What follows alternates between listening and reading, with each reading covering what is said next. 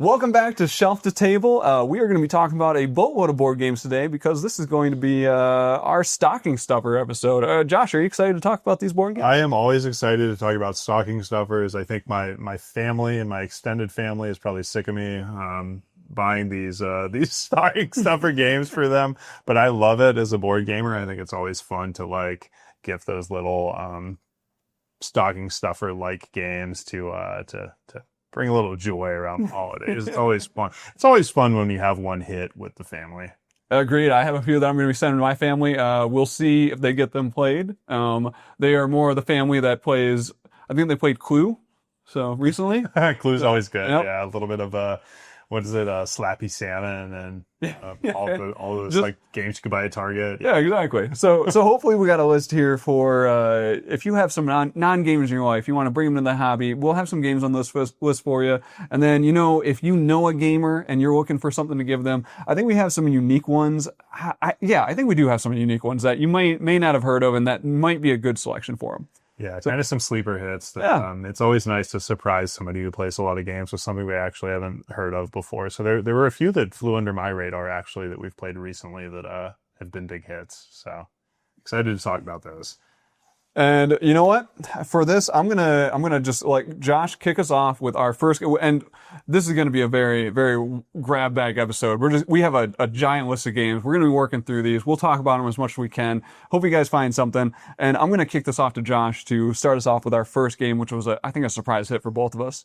Yeah, probably one of my favorite filler type games that we've actually dedicated like evenings to recently. This was a big game that was played around my wedding and other occasions where just like everybody in the family got involved. It was super easy to teach, and it was just really like fun and engaging at varying player counts, which I love. And that's going to be Slambo. Slambo is a really solid entry from All Play that involves sumo wrestlers battling it out in the ring.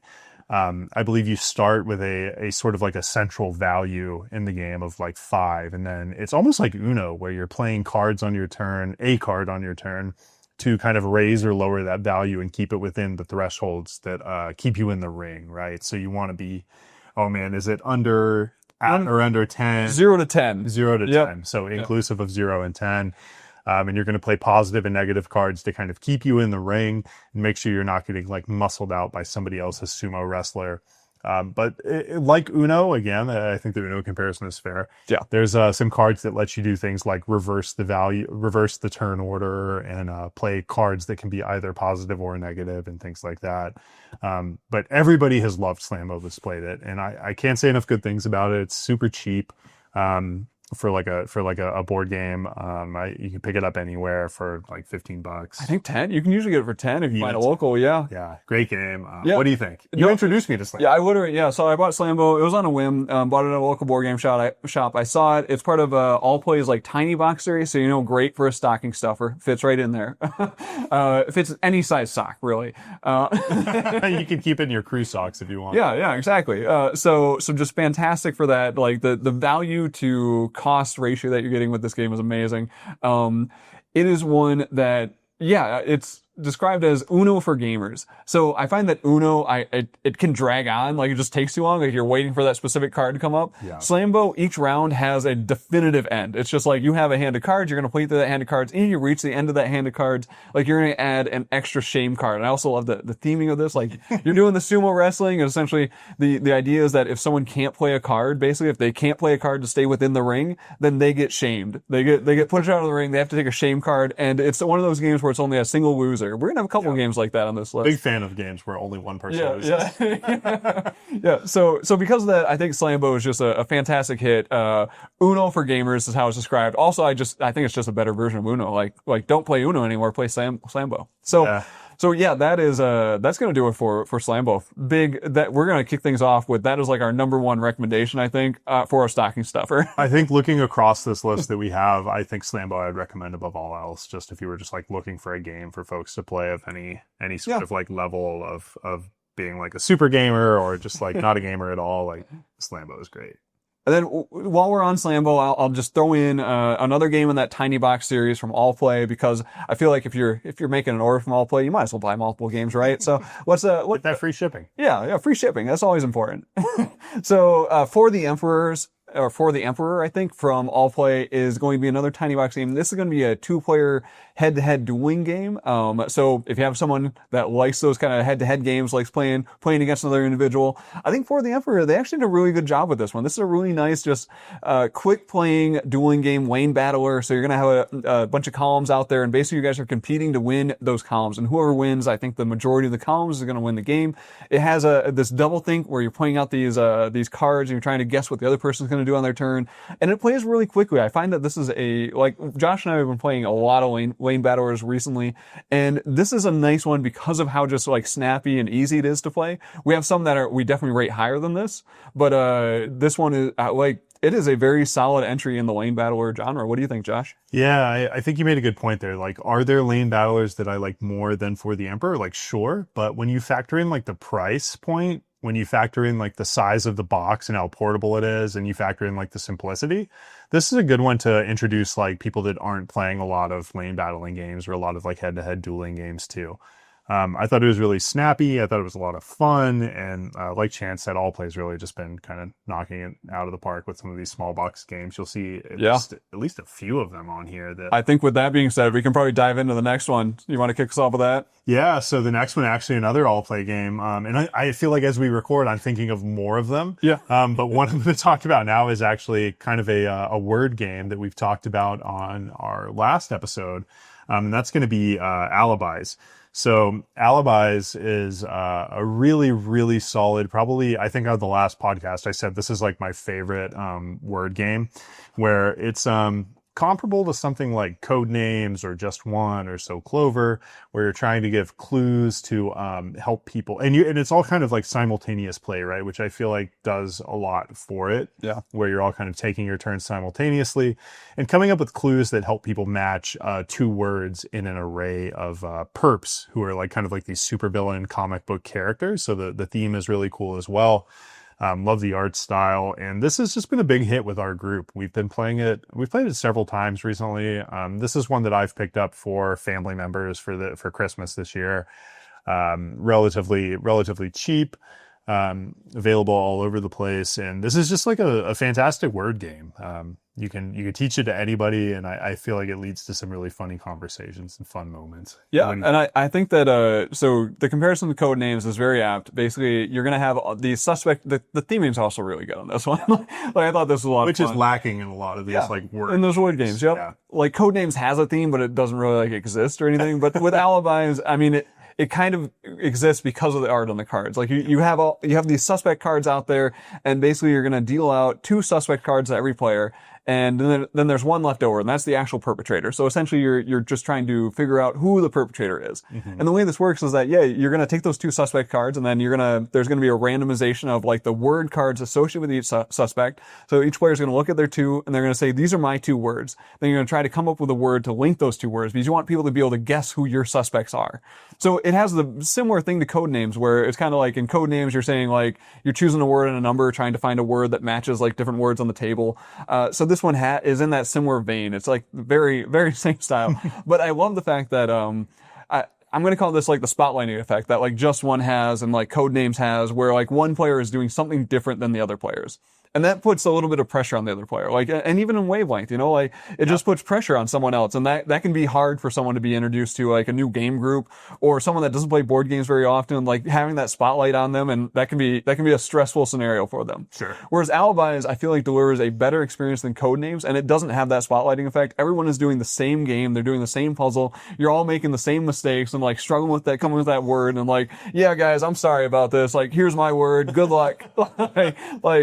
Yeah, we'll see if this works out. So yeah, Alibis, I think, replaces basically every word game that I have played. I like So Clover, Just One, Codenames, like all of those are replaced by Alibis for like the 3 to 6 player count. So I would agree. I think the one that I would kind of hang in there with it is So Clover, which I think is like interesting. I think it definitely trumps the others. But yeah, it's right up there with any of those for me too. And it's in a smaller box, and it fits right in your stocking. What's not to love?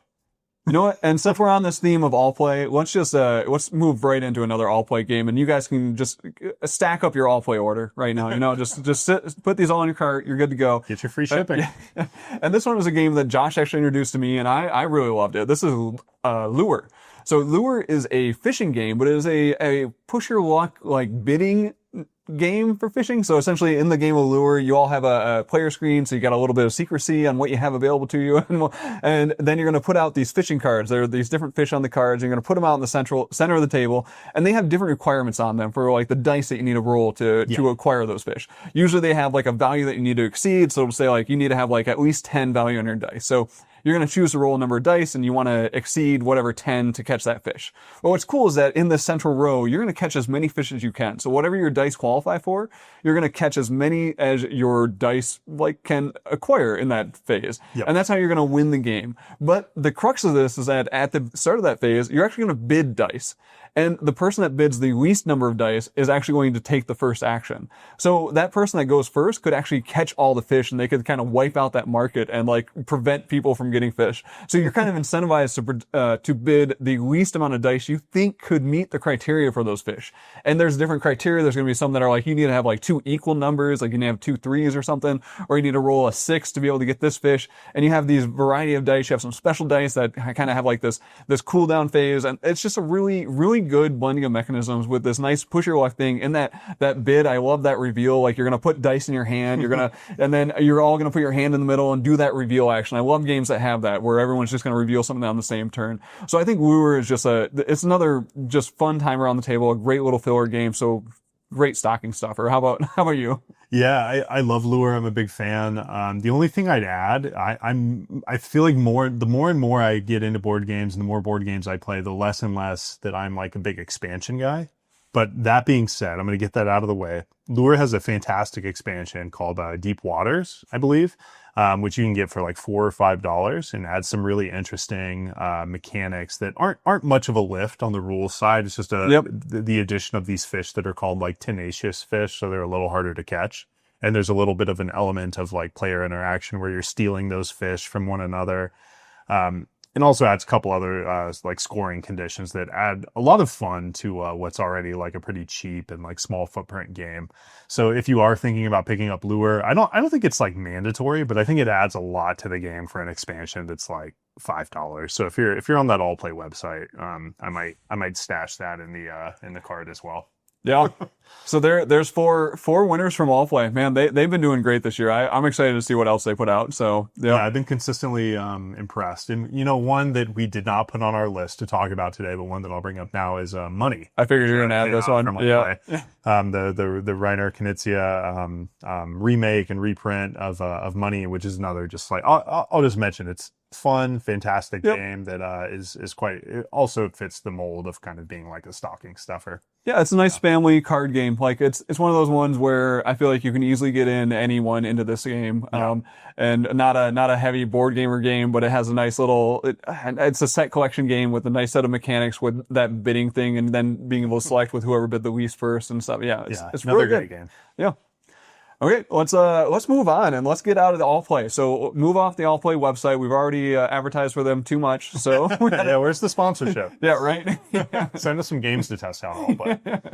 So now let's dive into a game that Josh, you introduced this to me, but I saw this on Shut Up and Sit Down. I thought about buying it for a while, but it was described as it's basically poker. Like it's basically poker, and some people had told me that, and I think I had the same reaction as you, where I was like, like I'm not a big poker guy. I play some Bellotto or whatever, but like I don't really know what to make of this. And then I actually got it kind of on a whim. It goes on sale for like I saw it for like $9 recently.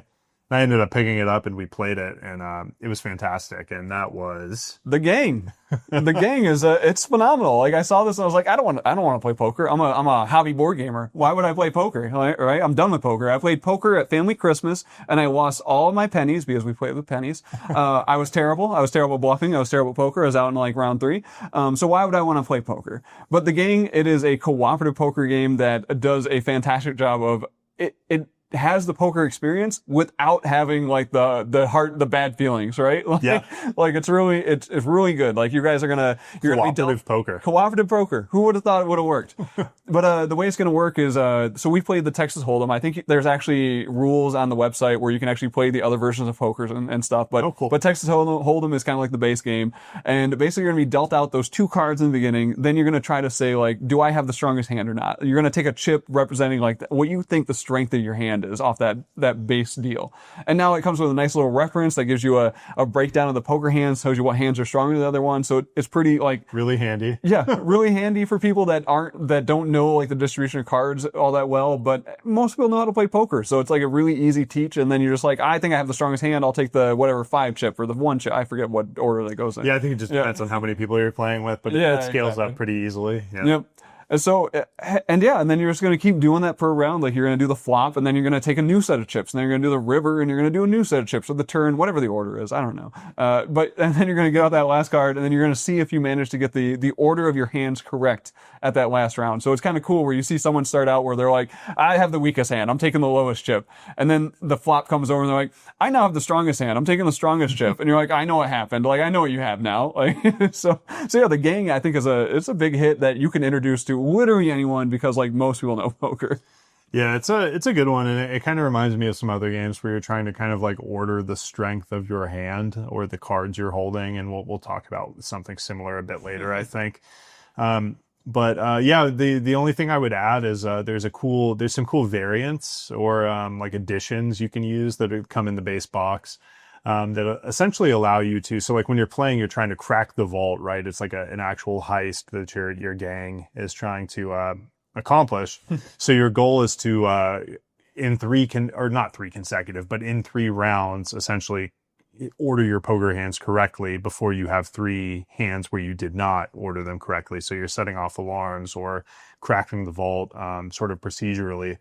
So there's some additional cards in the box that add little like powers and like boons and like negative effects depending on like how well you're doing. And those are kind of fun as well. They can kind of like limit your communication and like the cards you play, and it just adds a nice little, it adds a bit to the game, which Some good variation. is really welcome. Yeah. Solid game. I've definitely already mailed that to some family members for this holiday season.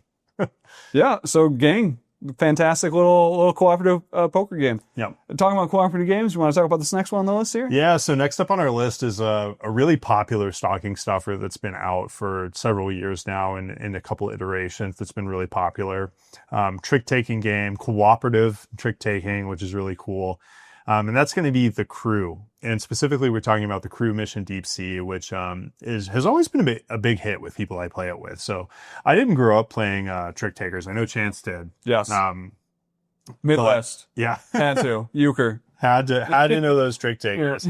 So I will say, like, as somebody who's not like a traditional trick taker player or somebody who hasn't been like super familiar with those games, this was a great way for me to kind of like learn the ropes and just to understand a bit more about like what you're doing when you're playing trick taking games, which sounds silly because they're not that complicated. But The Crew is just a phenomenal game where you're getting these basically you're like the crew of a deep sea expedition, and you're given various missions where you're trying to cooperatively solve objectives, right? So like sometimes you want like a specific player to win the trick. Sometimes, and they ramp up in difficulty, of course. So sometimes you might want like a specific player to play a specific color in a trick and win it. And really there's just like all these different scoring conditions that you're trying to meet and understand. And there's some limited like communication techniques and like tools that you have at your disposal, but really just a fantastic trick taker, I would say. And really like, you know, cooperative games around the holiday season are always fun for me as well. Yeah, and I would say that, so being a Midwesterner and playing so much euchre, I love trick takers. Like I have just an affinity to them. Like I want to play more of them. But you know, now that I'm out in Idaho, there's not everyone is into trick takers, such as the person next to me here. So you know, I don't get to that experience as much. And I feel like The Crew is a really nice way to still play trick takers without some of the once again, the hard feelings. Like I was talking about code names and that spotlight effect, but trick takers can have kind of those hard feelings because when you play trick takers, like especially team-based trick takers, because like if you're playing anything where you're 2v2 or something like that, you can have some very hard feelings at the table where you're like, hey, you played that card, which told me this thing, and the person's like, how did I tell you that by playing that card? And it's like there's like this secret language with trick takers. When you play this certain card, like it means all these things to the other players at the table. Like they should know this if they play trick takers. So I find that the crew is a really nice way to introduce people to trick takers, to learn those intricacies of a trick taker, and being like, oh yeah, if you lead with trump, this happens, or if you lead with a low card, like this happens, and like just getting them into that flow of things and like understanding how those games work. I think it's a really nice entry point, also cooperative, so great for families. So yeah, and really cheap. You can pick it up for usually like $10. So it's a really good choice. I've been traveling a couple times, and I was with like friends or something, and we wanted like a game or something to play, and we just pick up like from Amazon, just pick up for like $12 or $14 or whatever, pick up the crew and gift it to someone afterwards, and it's a fantastic game. All right, then I'm going to kick off the next one because I feel like Josh's brain, I don't want to talk about this. It'll shut down on us if he has to talk about it. So this next one is going to be That's Not a Hat. I think this game is phenomenal. Now this is a game that I only want to play 2 to 3 times in a row. It's a nice little filler, but it is one that just destroys people's brains. Guilty. Yeah. So this is it's called a memory game, but I would call it more of a bluffing game, because essentially you have these cards. They all have like this little line drawing on it of various things, like a toaster or a guitar. They're very obvious line drawings, and you're gonna show everyone at the table. You're gonna be like, this is a guitar. And then you're going to put it face down, and it has a little arrow that tells you which direction to pass it. You're going to pass it your name and be like, I gift you this guitar. And now they're going to say like, oh, thank you for that guitar, or they're going to deny it. They're going to say, I don't believe that's a guitar. Now in the beginning of the game, everyone knows what it is. So they're like, okay, thank you for that guitar. Like, great, I got a guitar now. But it's face down. Once a card is face down, it cannot be flipped face up ever again by anyone at the table. So you always have to pass the card that's closest to you. Like you have this little cue in front of you, and you're always going to pass the one closest to you. So if it's your turn again, and you have a face down card that's close to you, you got to now pass that one and say like, hey, this is a guitar. And early in the game, this can be pretty easy to keep track of. Like, depending on player count, it can be like, okay, great, that is a guitar. But then later on, someone says like they're going to pass that card, and they're going to be like, oh crap, I don't know what that was. Like I've heard there's a guitar, there's a pencil, there's a bicycle, there's a toaster. I don't remember where the guitar is. And you're now claiming that you're passing me a guitar, and I don't have any idea if that's a guitar. So now you're going off of that player's confidence level on if they believe that's a guitar or not. You're like, nah, that's not a guitar. Flip it over. So whoever gets it right, they get a negative point, and whoever gets 3 failures basically in a row or whatever is they lose the game. Once again, single loser game, just a phenomenal game that has like I work so hard. Sometimes there's only 5 things on the table, and it seems like it should be so easy to remember 5 things. But most of the time during this game, I'm just trying to remember what the card in front of me is. I'm just trying to remember like, this is a toaster. This is a toaster. Then someone passed me a card. They're like, here's a pencil. And I'm like, sure, thank you for that pencil. And then I look at my card, I'm like, ah, crap. What was that card? And then it's just bluffing. I'm just lying. I'm like, this is a bicycle. And then I get called out. And yeah.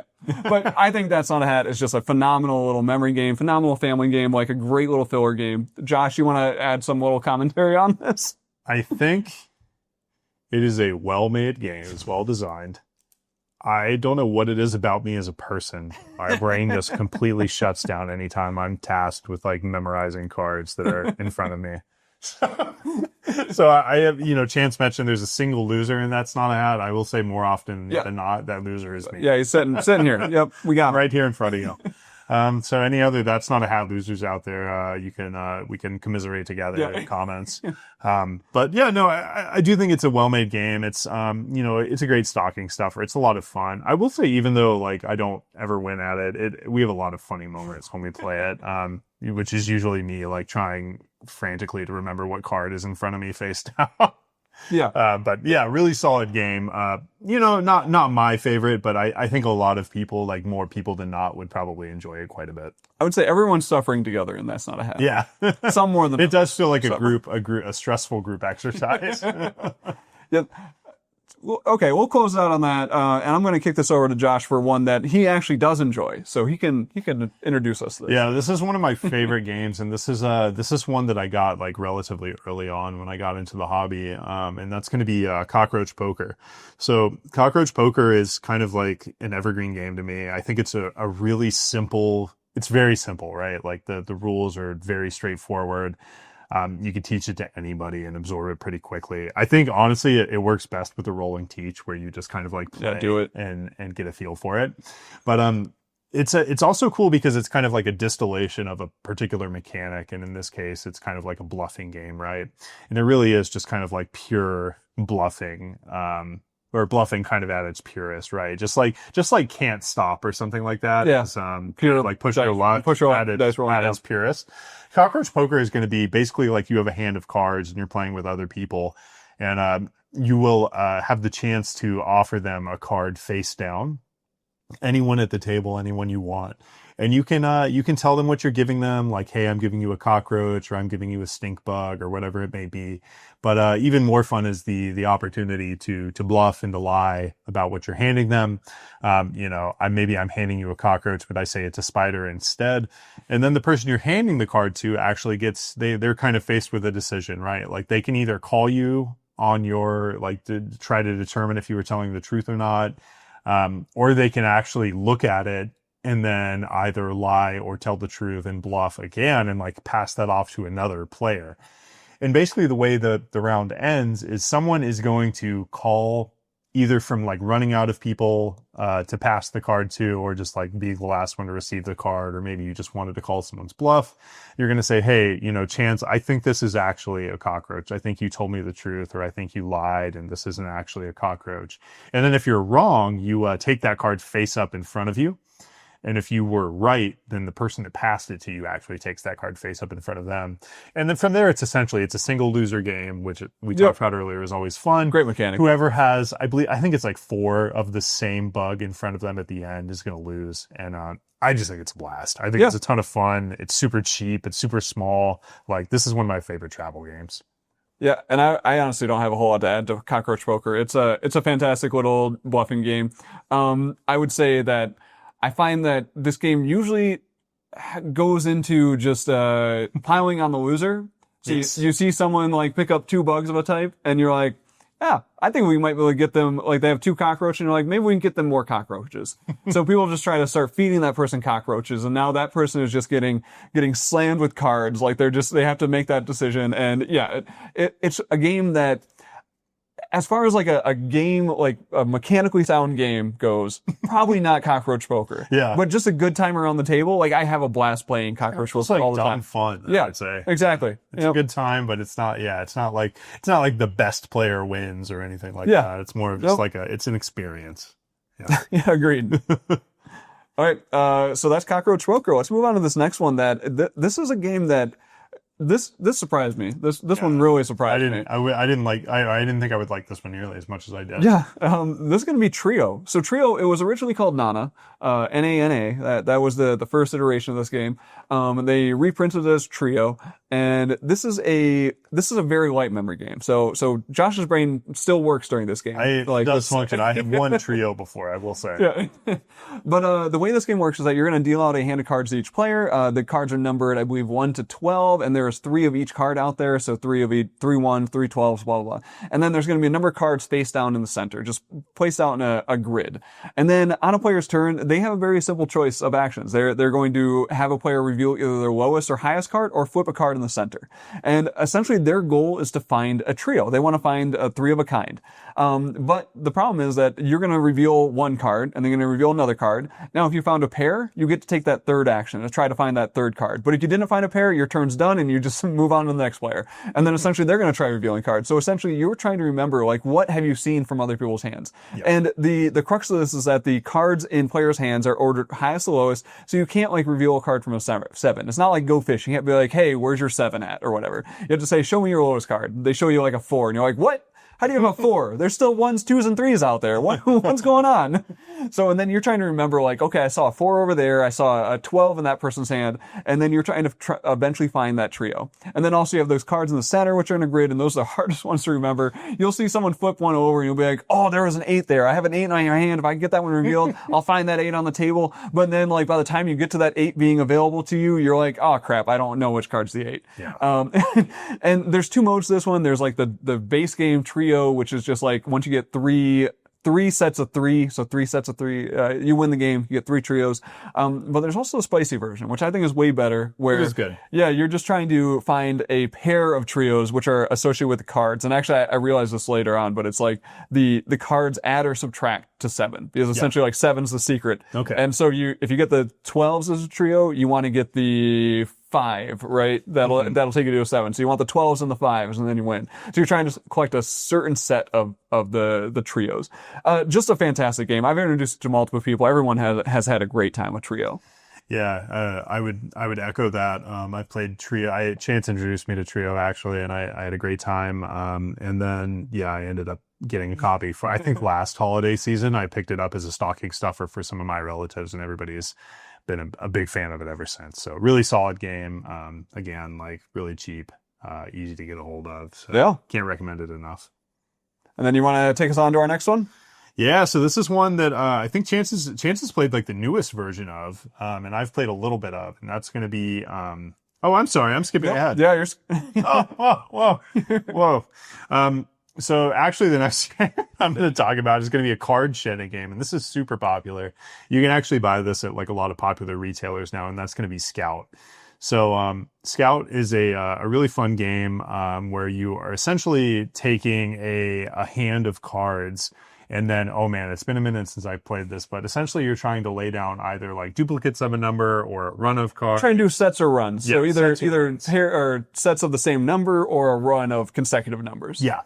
Yeah, and then the next person is trying to like kind of beat the previous set or run that was played, and there's like this hierarchy of what those are, and it's got this like interesting little like circus theme on it. And then you also have these tokens that are called like Scout and Show tokens, or your Scout tokens, and you can kind of like, even if you don't have like a good enough hand, you can kind of disrupt the previous player's hand and steal a card from them, and play your own run as well. So Scout's gotten a lot of attention in previous years.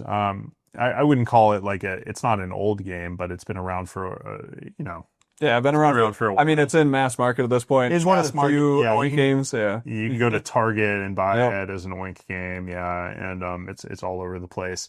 But it's a really fun game. I would say, like, in comparison to some of these others we've talked about, there's maybe a little bit more of like a learning curve and sort of like understanding like what beats what when you're talking about like your sets and your runs and things like that.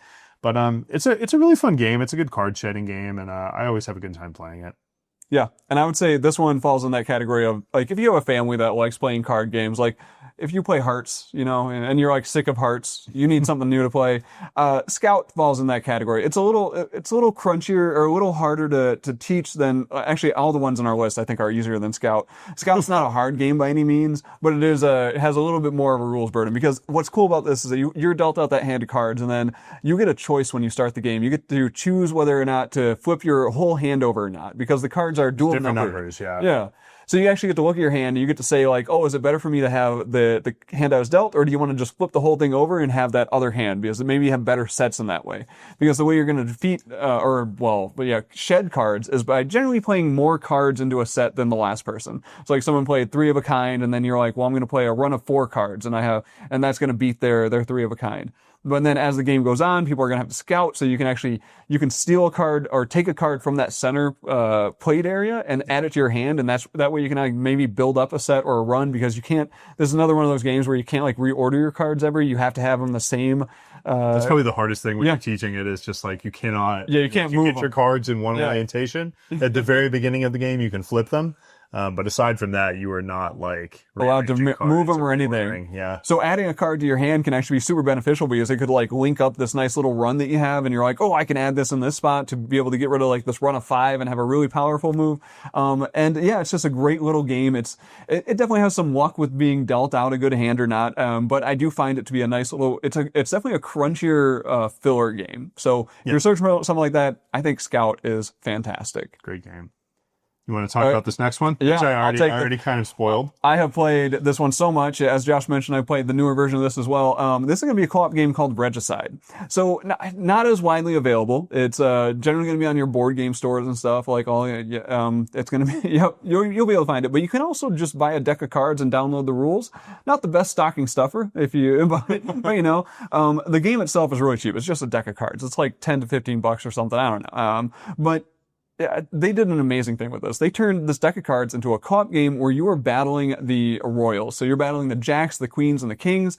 And then you're going to be working. You can actually play this solo. It's 1 to 4 players. You're going to be dealt out a hand of cards depending on the player count. That is going to determine your hand size. And basically, you're just going to play a card indicating the amount of damage you do. But each one of the suits has a different power associated with it.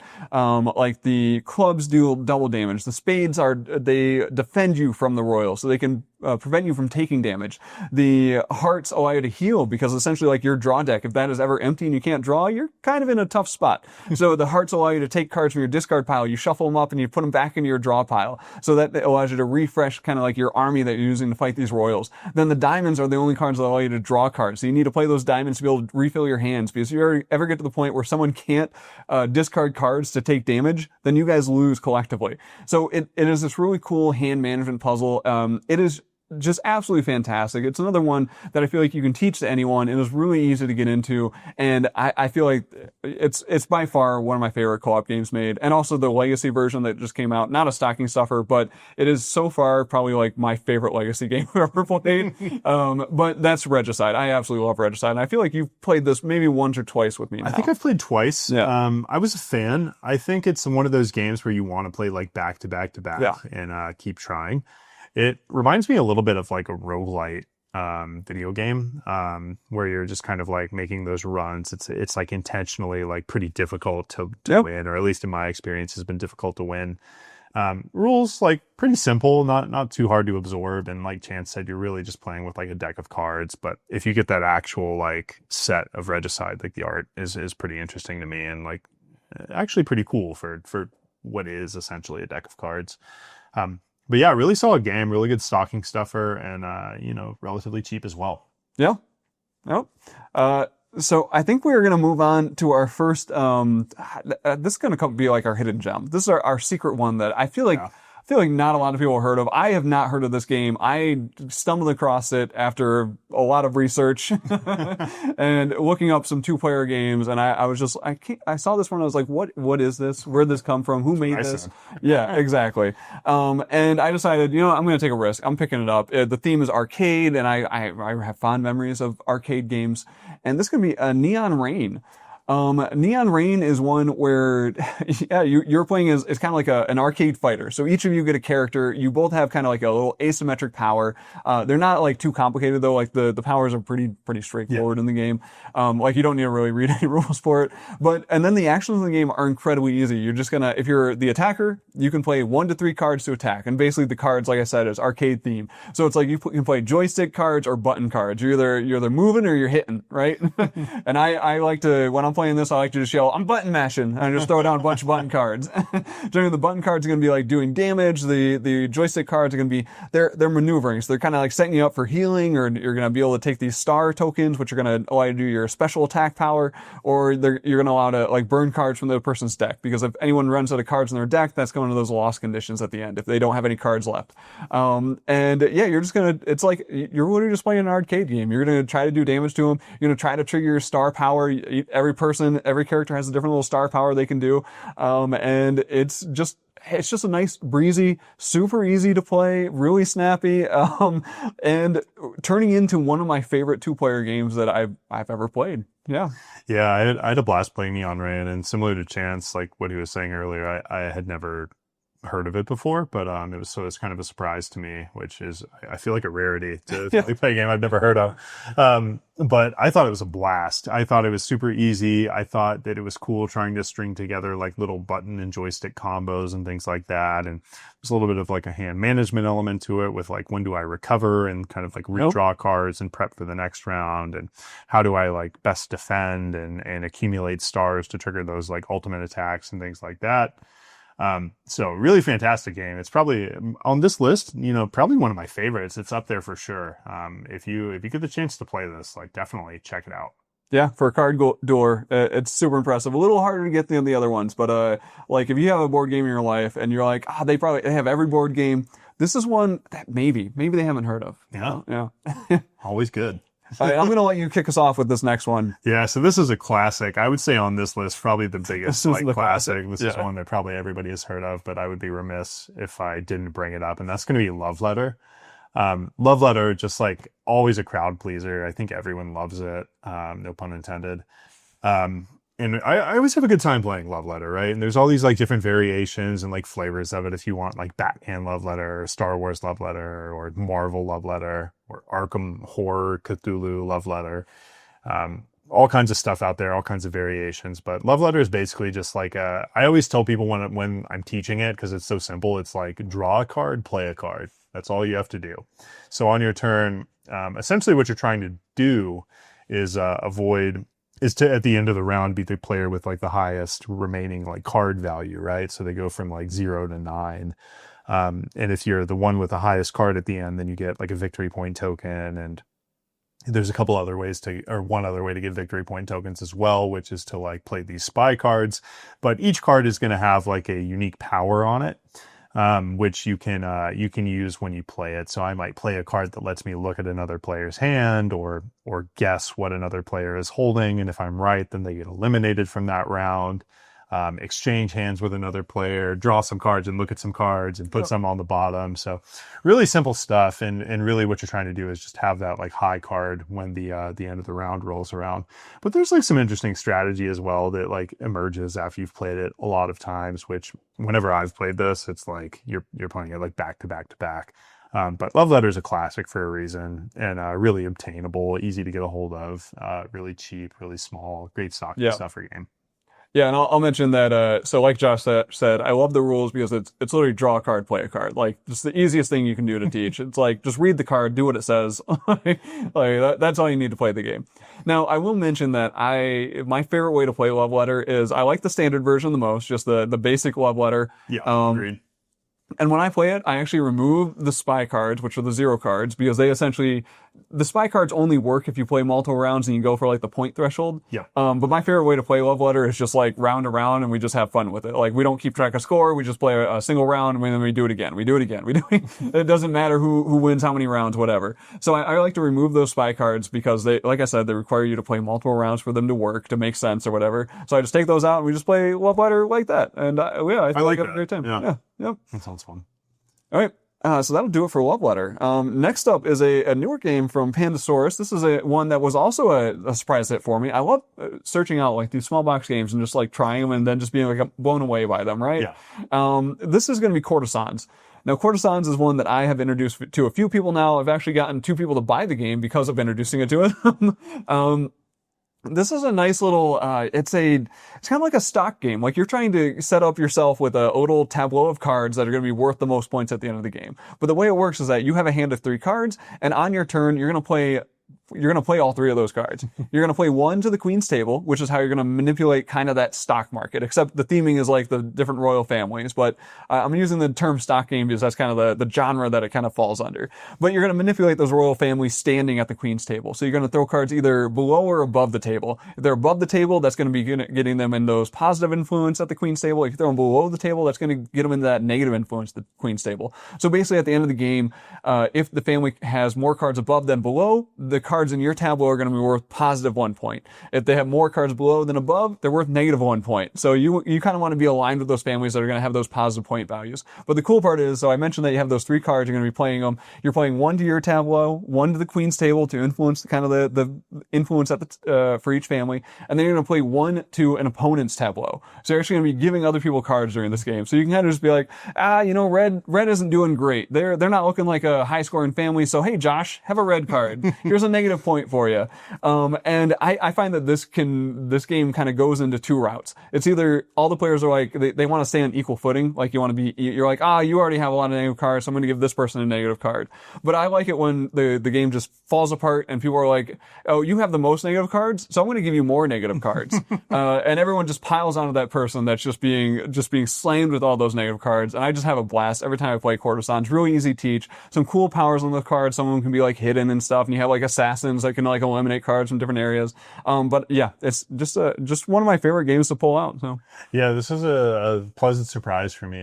This is another one that I wasn't super tuned into, but managed to play with Chance in our group. Lots of fun. I think it's like very chaotic, which I enjoy. And there's kind of like, there's only so much you control, right? Like people are handing you cards and manipulating what your cards are going to be worth. So if you just kind of embrace like the chaotic nature of it, I feel like it's a blast. Yeah. Yep, I agree with that. The chaos and Courtisans, I don't feel like I have a ton of control over the outcome of that game, but I just have a lot of fun playing it. Yeah.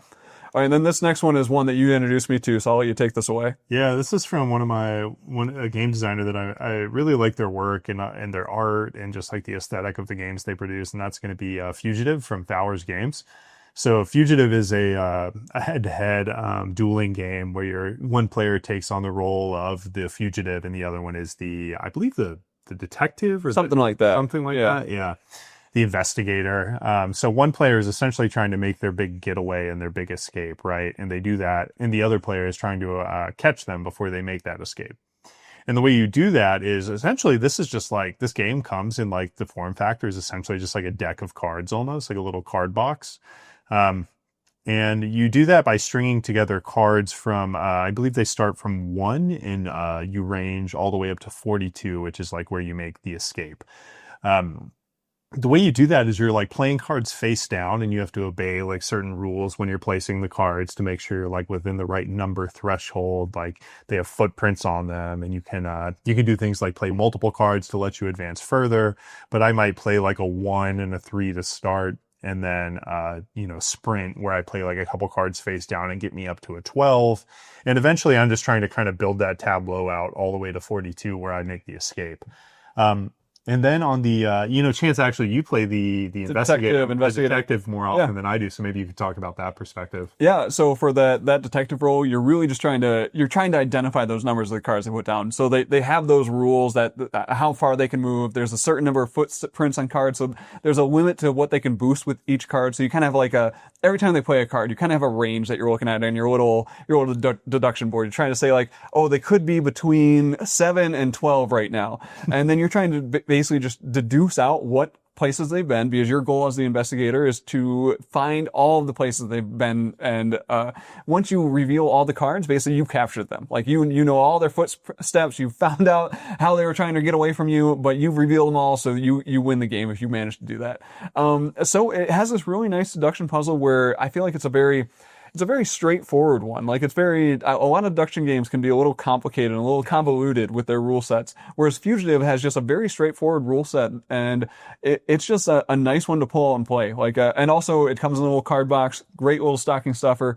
And yeah, it's a fun one to just kind of switch up those rules every now and again, like play as the detective, then play as the fugitive, and try things out. Yeah, and they have a cool little like shift system involved as well that we haven't taken total advantage of yet. But basically, like as you get better at the game and play more, you can introduce some more like elements and things like that allow you to kind of expand the game a bit, which is really cool. Yep. And you know what? I'm going to let you kick us off with this one too, because you introduced this game to me. Yeah. So this is another one that fell under kind of the umbrella of like pleasant surprise. This is a game that I kind of got on a whim with some store credit here locally that I saw it and I was like, oh, that looks kind of cool, so I'll pick it up. Then I learned the rules and I was like, I don't know, like I guess I'll play it. I'll try it. Then we played it and loved it, and have played it several times since, and that's going to be Tether. So Tether is kind of how how to describe Tether. It's a little bit of a brain burner in some ways, just because you're like trying to string together. Basically, you're trying to build these networks of cards in outer space, and you're trying to play like sequential runs of cards, and you can play them all across the board. So I might have like a 4, 5, 6 here, and like a 7, or no, like a 12, 13, 14 over here. And one player is trying to build like these horizontal runs of cards, while the other player is building like vertical runs of cards. So they're different. You're playing across from one another. And the numbers, similar to Scout, the numbers are different on each side of the card. So like what might be a run to me won't look like a run to Chance, and vice versa. And we're essentially trying to like build these big networks of cards that kind of conjoin together and get into this big, wonderful like abstract puzzle. I'm not normally like a big abstract game lover, but I feel like it kind of scratches that itch for me. And yeah, it's a fantastic little game, and similar to a lot of the other ones on this list, like easy to get a hold of. It's cheap. It's fits in the stocking really easily. But and also it's just really unique. So this is another one that I recommend it to 2 players. We've never considered. I've not played the 4-player variant, and I don't really care to, based on what I know of the game. I think that would be too crazy. Like I think it's going to probably work out best as a 2-player game. But it is one that is it's just unique. It's just different. I've never played anything quite like it. Like one player, like you said, playing as the horizontals, one player playing as the verticals, and essentially like once a group of astronauts is big enough, they're going to score, and you basically score by the length of your run in that zone of astronauts. And so you're trying to just like set yourself up for that best scoring condition. So you're playing the verticals, you're trying to make sure you have the most verticals. And if that other player has a good horizontal, you're trying to not play to that run of theirs, because you don't want them to score that good run of horizontals again. So, and it's just like, it is definitely like it's like a brain teaser, or a brain twister. It's kind of like, a tongue twister, but this one's just like a brain twister with those numbers being in those different orientations. Like that 16 card, it's just the inverse of that. So it's either a 16 or a 61, depending on what way you have that oriented. Just a really cool, really unique game that I really enjoy playing it. Like you said, it's that abstract style, and I usually don't gravitate to those abstract games, but this is one that it's just fun. It's just interesting. It's unique. It's fun. It's a good time. It's something different. Yeah, I think especially if you're buying games for like, if you're looking for stocking stuff for somebody who plays board games like every day, it's something different, which is always interesting. Yeah. Next game, I think you should probably lead off with this one, but we've played this one together quite a bit. We have. This is going to be another lane battler. So we talked about For the Emperor with all play, but this is going to be one. I do rate this one higher. It's a little weirder though. I agree. This is going to be Desperate Oasis from I think it's like West Coast Games or something. Yeah. It's a smaller publisher. You probably have to order direct from their site. I think that's how I got it. And they do some unique games. I actually just ordered another one from them called Fruit Boss. I haven't played any other games yet, so just know that I'm only talking about Desperate Oasis here. But they do have a really cool design and just some interesting games in their portfolio. But Desperate Oasis, lane battler, where you are playing.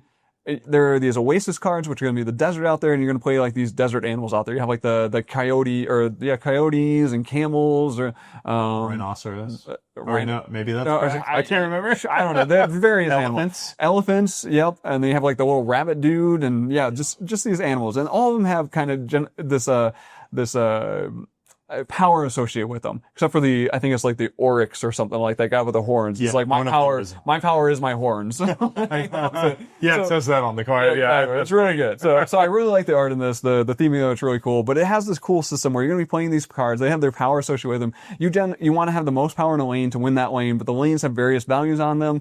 Some of them are going to be positive. Some of them will actually be negative, so you don't want to win some lanes. But the coolest thing about this is that you have this thing called the animal magnetism. So if you have a camel in a lane and you play a camel in a neighboring lane, it's actually going to pull that camel on over to your lane. So you're actually going to be able to shift those cards around as you play them into your lanes. And what's really cool is that you have these portal cards that can be out in those Oasis ones, those ones that you're trying to win. The lane itself can be a portal. And that portal means that animal magnetism works through the Oasis card. So like if someone plays a camel in that Oasis card that's a portal, you can play a camel on your side and pull their camel onto your side of the board, which I think is just awesome. Like just manipulating that. And also you can like do things where if you have a negative scoring lane, you can put an animal in that lane on their side, because you can actually play cards to your opponent's lanes to like force them to do things or to force them to recover. So I really find it to be just an interesting blend of mechanisms, just a really unique lane battler in the space that I just haven't played anything else like it, and it comes in a really small box. So great for a stocking stuffer. What do you think about this one, Josh? Yeah, I guess things I would add, like great art. I think it's really kind of unique looking and in a great way. Other things I like, I sort of like the like chaotic nature of it, where you can, like Chance was mentioning there at the end, some of the things that really differentiate it for me are like being able to play cards to your opponent's side of the lane, Yeah. as well as being able to play cards like face down and they get resolved at like the end of the round. So things like that for me really kind of like set it apart from some of the other lane battlers we've played, and I'm a big fan. I like Desperate Oasis a lot. All right. And now we'll finish off with, we're nearing the end of our podcast episode here, but we had so many games on our list that we wanted to recommend for stocking stuffers. So those are kind of our top recommendations, but we're going to do a quick little rapid fire section. So no back and forth on this section. We're going to name a game and move on to the next person. And you know what? I'm going to start things off with a game called For Sale. So For Sale is a cool little auction game. And this is one, it's kind of like a classic in the hobby at this point. Now, unfortunately, if you know a board gamer, don't buy it for them. They probably own it. It has been around forever. But if you know some people that are not in the board gaming hobby, like I think this is a fantastic one where you have this two phases where you're going to be doing your bidding, you're going to be selecting these cards, and you're going to be buying things like maybe buy a tent or maybe buy a mansion, and then you're going to be trying to sell those, and whoever ends up with the most money at the end of the game wins the game. And it's just a really nice little pleasant game that's a classic in the hobby that I think everyone should play. Yeah. Next up, let's talk about Paku Paku. So this is one that Chance introduced me to, but it's essentially like a frantic, like real-time dice rolling game where you're rolling dice and trying to pass those dice along to your neighbors. And there's also like a dexterity element also where you're like stacking dishes. So like depending on what dice you roll, they might have like a plate or a bowl on the die. And then you need to like stack those things in front of it on sort of like the central player board. And if you knock it over, then you're out, I believe. Yeah. You're like frantically rolling in real time and like trying to stack and pass dice to your neighbor. And it's a great time. I feel like everybody that plays Paku Paku really likes it. It's also one that I would say on this list is like maybe a little bit underrepresented. It's something I haven't, aside from us playing, and I don't know that I've seen it like elsewhere, which is shameful. It's a great game. Agreed. All right, and then I am going to talk about a game called Regroup Chicken Army. So this is another one that you probably haven't heard of. Most people probably haven't played. Super unique little game where you are doing I guess a tableau builder is how I describe it. I don't know. But each of these cards that you get they have 4 quadrants on them. They're square cards, and basically you're going to be putting them down into your little grid, and you're trying to put chickens next to each other that pair together. Like you're trying to put soldiers next to each other or shields next to each other or the mages next to each other because you have mage chickens, of course, right? Obviously. But as you build up those groups, like that's going to build up your army. And essentially once you have a group of more than one chicken, right? One chicken doesn't do anything, but 2 chickens, those guys can do some damage. So you're going to maybe get 2 of those mage chickens. And now you're going to, on your turn, you're just going to go through and everyone's going to announce like, I have 2 mage chickens. I'm doing 2 magical damage to the table. So everyone at the table is going to take 2 magical damage unless they have their magical shield chickens. Then they're going to block some magical damage. So essentially you're just trying to build this tableau, trying to link together those different types of chickens to do damage to other people or to block damage from those other people. And what's really cool about this is that it is a player elimination game, but it plays pretty quickly. And also you're not attacking any one player. You're actually just saying like, I do 2 damage, and you're doing 2 damage to every player at the table, and they have to decide like, okay, can I block that damage or am I taking that damage? And they just go on to the next player, and they're like, I deal 4 damage, and everyone's like, what? Come on, man. Why? I want to play it again. Yeah. So it's a really good little quick game.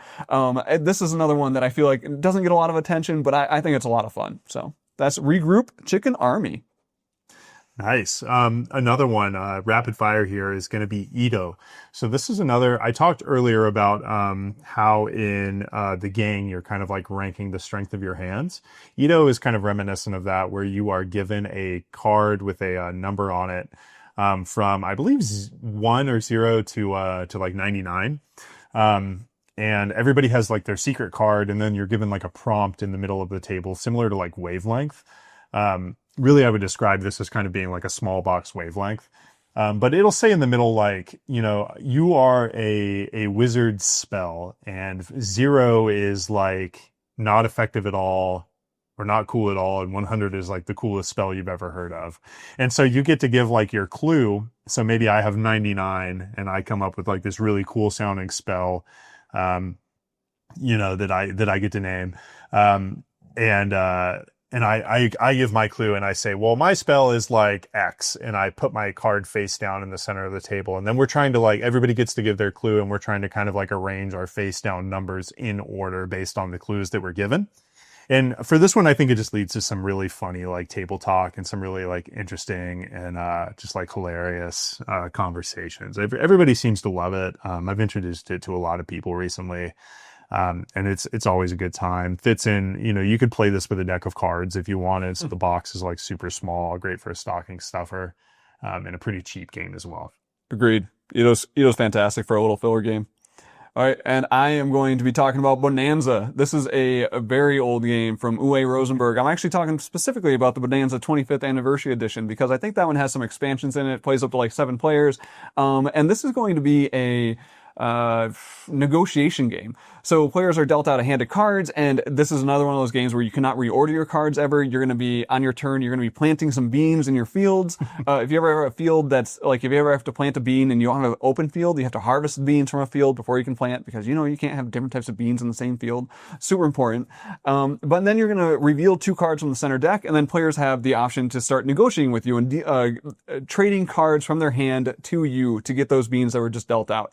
And the crux of this is that each one of those bean types, like, they have a harvest requirement. So maybe like the red beans, like if you harvest 2 of those red beans, you get 2 points, and essentially you just like turn those beans over and turn them into points. But maybe you have like the soybeans, and it's like, well, you need like 10 of those for like 3 points. So it has a different ratio of points for what beans you're trying to harvest. So you're trying to get a lot of the same types of beans in those fields. So you really want to, that promotes you to do that negotiation. Like, you want to trade to get those beans that are going to be good for your fields. And then other players are incentivized to trade because they're like, oh, I really need that one bean to fill out this field. So it has a really, really fun negotiation mechanic. And then the fact that like players might be competing for the same types of beans, I feel like that's where you get that fun interaction at the table. And I played this at, I think, 3 up to 7 players. I played it at the max player count of 7 players, and I've had a blast every single time. Super fun. Yeah, it takes a while at 7 players, but it's one of those games where I'm so happy to play it. Like, if everyone has some beers around the table, then we're just having a good time. Like, Bonanza is one of those games that I love to bring out.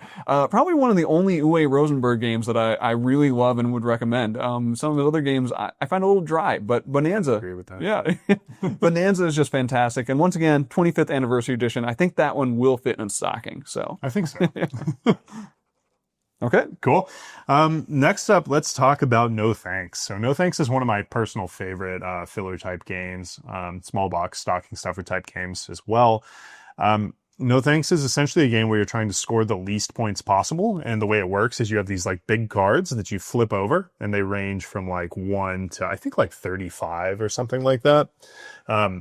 And basically on your turn, you're going to start with some number of chips, right?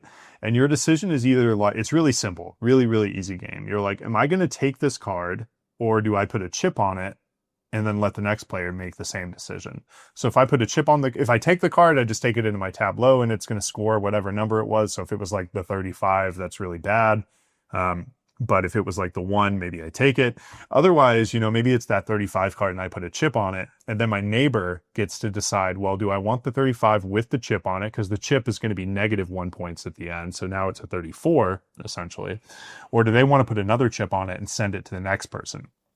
And around it goes until somebody takes it. So you can build up like lots of chips you can put like 10 or more on the same card. The only other twist to it really is that you can score runs. So if I have like the 34 card and the 35 is out there, and I build a run of like, say I take the 35 and I have the 34 and the 35, I don't score both of them. I only scored the 34. And you could do the same thing if you had like the 1, 2, 3, 4, 5, 6, 7, 8, 9 cards, right? You would only score for the lowest one, the 1. So you can do some really cool things where like, and some really mean things where like, if I have the 34 and the 35 comes out, that I just keep sending it around and around the table to build up more and more of those point chips on it. And then I like take it finally because nobody else wants it but me. So, for such a simple game, it actually has a little bit of like emergent strategy to it, I've found. Just a tiny bit. But really fun game, really small box game that everybody always seems to enjoy. Yeah, I've always had fun with No Thanks. It's been a fantastic time every time it's come out. Yep. All right, the next one I'm going to be talking about is King of 12. Now, I think this is a underrated game in the genre. Like it is, yeah. More people need to know about this game. It plays 2 to 4 players. Now, I think it plays better at like that 3-4 player count. And this is a game where everyone's just going to roll a die. I think it's like a D12. Everyone's going to roll a D12, and they're going to put it out in front of them. And basically, during the game, the highest die, for the most part, is going to win. Everyone has a hand of cards, and you're going to play a certain number of round or a certain number of turns per round, and yeah, whoever has the highest die wins. Right? Easy enough. But what's going to happen is everyone's going to play a card to start with. They're going to play a card that's going to do some sort of modification during the round. It's going to be like, oh, maybe the lowest die wins this time. Like, yeah, so you're like, oh, I rolled a 2, so I'm screwed, but now I'm going to play that card, I'm going to win this round. But the problem is that if people play the same card, that actually cancels. And what's cool about this is that, like, everything that ties in this game cancels. If 2 people play the same card, those cards cancel. They do nothing. If people have the same die value, those dies cancel. They do nothing. They're out of the round. That means the person, like someone random could just win during this round. It could be like, oh, someone has a 12, but someone else had a 12. Those 2 12s cancel. Now the person with the 3 wins or something. Like just random chaos happens during this game. And it's a lot of fun trying to judge what other people are trying to do. Like you look at their die value and you know what cards they have available to them because like everyone has the same set of cards during this game. So you know what they can do. And it has a very similar feeling as like some other games we played, like Duel for Cardia or R, where you're trying to like do that double think with those other players and judge what they're going to be playing. And I just love the fact that like, yeah, everything cancels. Like you cancel other people's cards, you cancel the same die values. Then at the end of the round, if people have the same number of point tokens, those point tokens also cancel. And then the person with the leftover with the most point tokens wins that round. And then you just play like 3 rounds of that. Just a really, really fun time. Really unique game in the genre too. So King of 12. Really solid. Love that game. I think the last one we're going to talk about today is actually going to be another game that I own. I think I actually bought this from Chance for like a beer. Totally worth it. And that's going to be Kites. So Kites is a kind of a real-time, like very frantic game. Really exciting. A lot of adrenaline. It's cooperative. And essentially what you're going to do is you have all of these sand timers, maybe like 6 sand timers of different colors. And then you have like different suits of cards. So you'll be like playing cards and on your turn, basically you're going to flip like the central timer. And then your goal is to kind of run through the entire deck playing 1 card each. Each person plays 1 card on their turn and then round and around you go. And your goal is to kind of cooperatively like make it through that deck until the end. And basically when you play a card, like each card is going to have 1 or more sand timer colors on it, right? So it might be like orange and purple. If it's orange and purple, then I have to flip over the orange and purple sand timers. And suddenly we're kind of like having to monitor those as well, because if any sand timer runs out, then you lose collectively. So each timer based on the color has like a different amount of time that it will run. So I believe purple is like the longest, and then it goes all the way down through like orange, yellow, red, whatever. Red's a nightmare. Red's a nightmare. Red, I think, is the one that's like, it's like 10 seconds or something. Something like that. It's very short. So you're kind of like collectively like talking to each other. There's a lot of table talk, and you're like, oh, I have like red and yellow. I can take care of that one. Can you take care of that? And like around and around you go.